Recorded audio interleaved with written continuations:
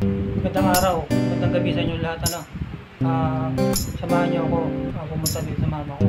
Gawa ng pinaayos ng kapatid ko yung bahay ko sa kanila. Tingnan natin kung ano yung naging resulta. Tara guys. Tag-araw, tag-ulan, masaya o malungkot, tuloy ang buhay sa Pilipinas. Ganda ano. Ito is ano. Ito yung bahay ng mama ko. Pinaganda ng kapatid ko. Diba? Ganda no. Kung makapasin nyo, tinanggal na yung ano eh. Oh. Tinanggal na yung nakakawal kasi hindi maganda tingnan. Ganda oh. Linaw guys oh. Puti. Yung puti oh.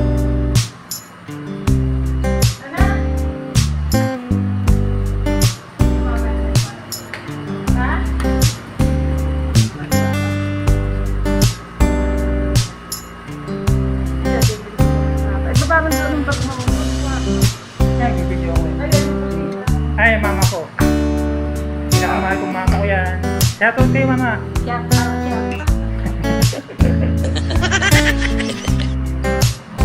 Pati pala ano, siya binago, guys.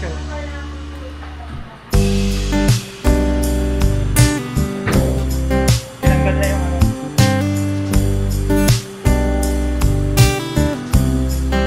Galing mo gumawa ano. Akala ko may nagawa nga. Yung break time. Kaya, tara, sabi tayo ba? Siya, Andre. Mailang ano ginawa to? Magaling yan, mabilis. Pulido, no? Siya, nilagay ito mga gamit ito. Pan, bilong ito, inisub lang.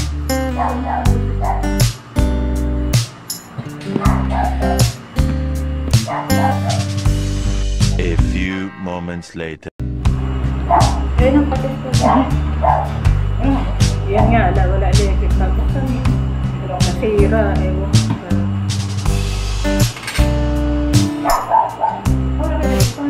Ay, siling mag-iara. Sira. Sana na kanya sabihin na nilipin pa ba?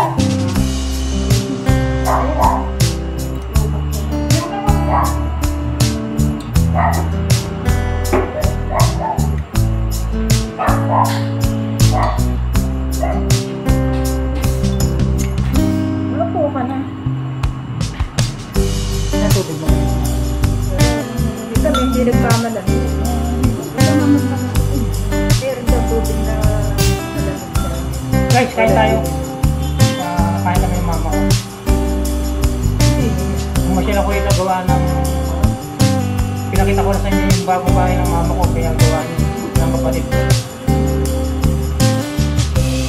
Nagala ko ma na live ako din yung akin.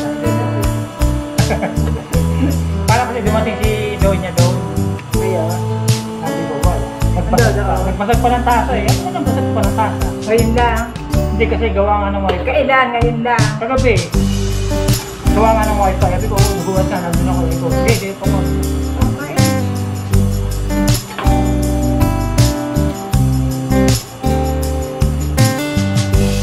Guys, kain tayo. Sinigang na ulam natin ngayon.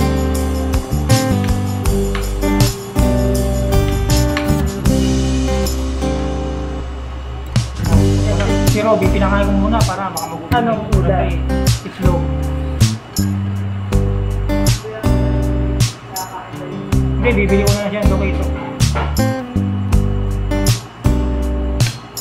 Lumiwanag ano, kasi uminit ano, uminit.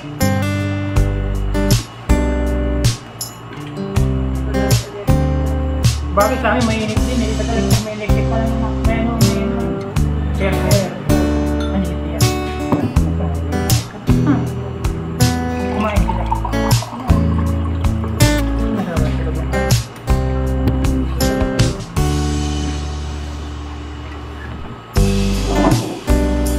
Guys, kain tayo.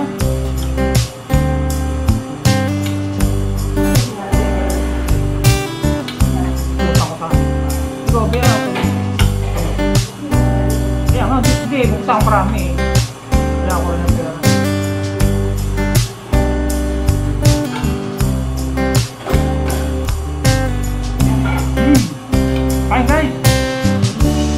Alam mo?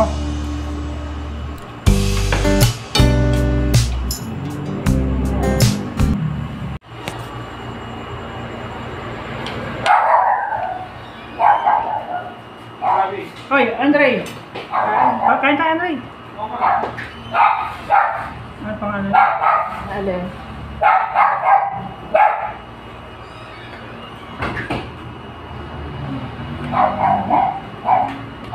Hindi ba may bintana dito? Sinarhan kasi lagi naman sarado din eh.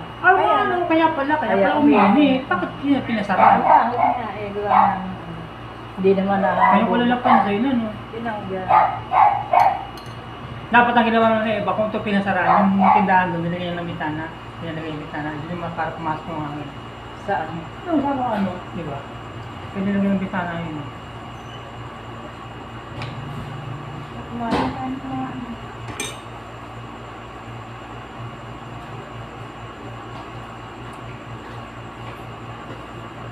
Andre, kumain na kayo?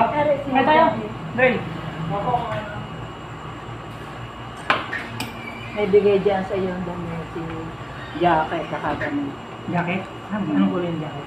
Pula. Ang ganda. Sunado ko pa ng pula. Si Aiken nyo. Sabi yung king? Ayaw na niya ito. Ayos, ang ganda yun. Baka hindi Ano, may sombrero sa likod? hindi may tag-init. Wala. Hindi, pag sa gabi siya, isusot ko yun. Di ba, pang gabi man. Kahit suot mo ng kainitan. Pagtala ng pa. Kay Robby, pwede yun. Kumain ka muna. Marami ka na. Pero ayun. Kaya naman, oh. Ganda.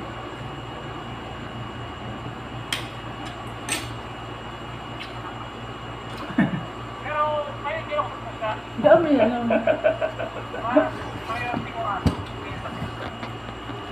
Tanggal nila. Sino ang may gusto magpa-shoutout dyan? Yung mga subscriber ko, ha? Paki-apply na lang sa mga kaibigan ko nyo na i-subscribe yung channel ko para tingin yung views sa 140. Nakalive ako, eh. Napunta kasi siya balik niya, kaya sabi ko, dito sa kwarto. Kaya yung mga aso, baka kapatid mo magagawa ng wifi. Ginagawa yung wifi eh. Akala ko kumuha niya. Ha? Akala ko kumuha. Hindi, CCTV yun, wifi. Wifi, hindi yung wifi. Sabihin, pakukulay yung dahon ng manaba, inumin, ilang baso inumin. Mga tatlo ata. Tatlo sa isang araw, tatlong sunod. Hindi. Hindi, 3 baso pa kukuluan mo. As kinabukasan, pwede sa'yo. Hindi yung mainit yun. Iinit. Mag-iiba na amoy yun eh. Sa iba din, dapat yun.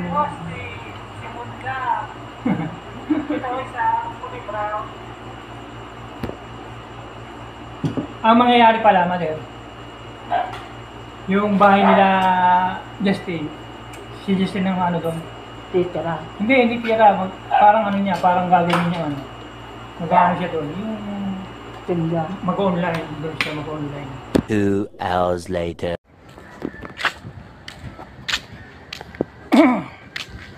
Tara mga katropa, samahan nyo ako, pumunta akong lakefront para makita nyo rin yung mga lugar na pinapupuntahan ko.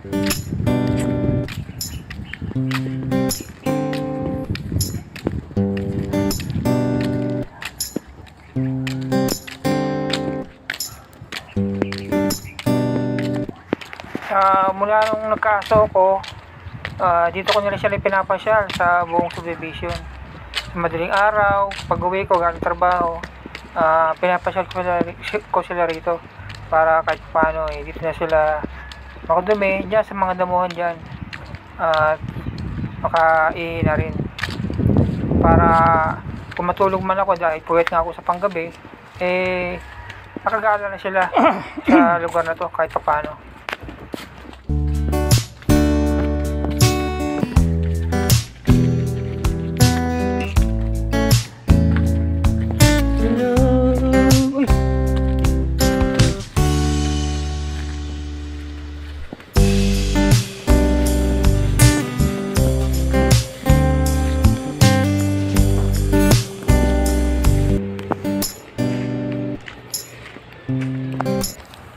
Siya nga pala, maikwento ko lang sa inyo. Noong mga taong 1980, itong lugar na to, dati, bukid pa ito. Marami pang mga puno rito na mga nakatanim. Katulad ng santol, kaimito, puno ng siniguelas, mga puno ng injemengo. Maraming mga puno rito. Katunayan nga, yung kabataan pa namin at kasama ko yung mga pinsang ko, dito kami naglalaro. Kung minsan, dito nga rin kami tatakbuhan eh.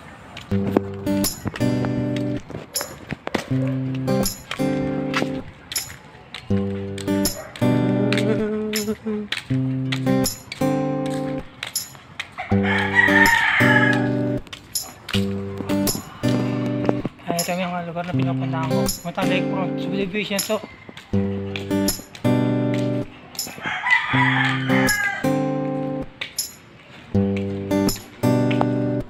At naalala ko pa nung bukid pa to, yung mga araw na naglalaro kami rito, ng mga pisang ko. Nako, sarap maglaro rito, lalo na maglaro ng mga luksong baka, tumbang preso. Tapos dito rin sa lugar na to, dito kami madalas magpalipad ng saranggola dahil mahangin talaga rito, dahil malakas yung kating ng hangin dahil nga bukid yung paligid eh. At saka kung minsan pagka umuulan dito,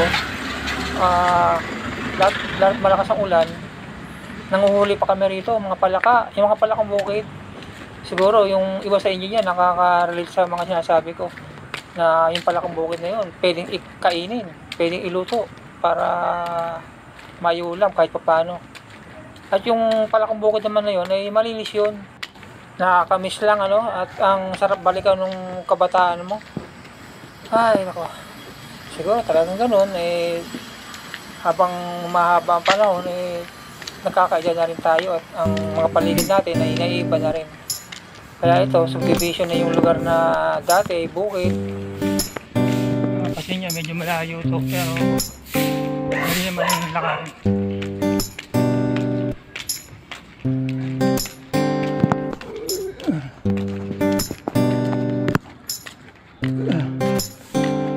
Lakefront. Tsaka naalala ko pa noon, may burol dito, yung malaking burol na parang bundok. Kung minsan, pupunta kami doon ng mga pinsang ko, makakit kami doon sa pinakatuktok noon. Tapos makikita namin yung mga taong nagpapalipad ng glider, yung glider na pagka bumaba ka mula doon sa bundok, eh lilipad yung glider mo. Pero hindi naman kami ang nagpapalipad ng glider, may mga tao rin na papalipad noon at nanonood lang kami.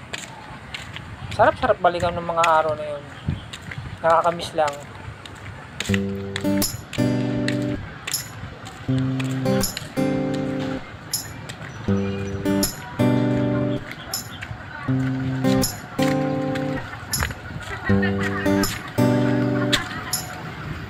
At dun sa mga hindi lang kakaalam, ano, kasi dati itong subdivision na to, naging guardia rin ako rito. Kaya lahat ng mga dumadaan dito, mga homeowners, mga sasakyan, kilala na ako, pati ng mga guardia nagbabantay rito.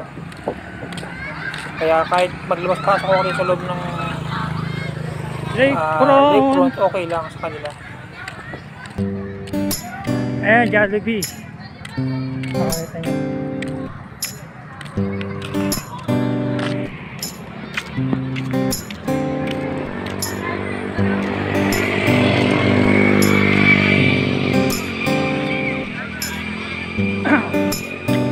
Tayo ng all day guys, samahan nyo ako.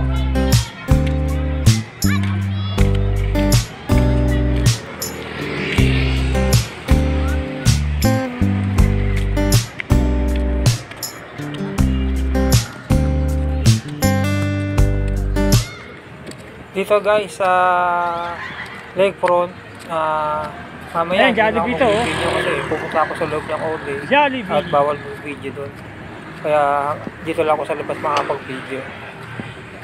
Ayan, nakikita nyo na yan, ayan, Barnas and Jollibee yan.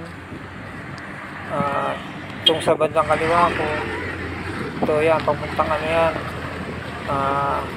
Ayan, lakefront po. condominium. Ayan, mga condominium yan eh, nakikita nyo na yan. Pero parting lakefront pa rin yan, guys.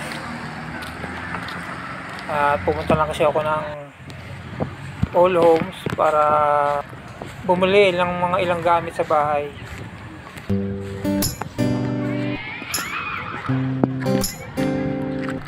Ayan, Jollibee.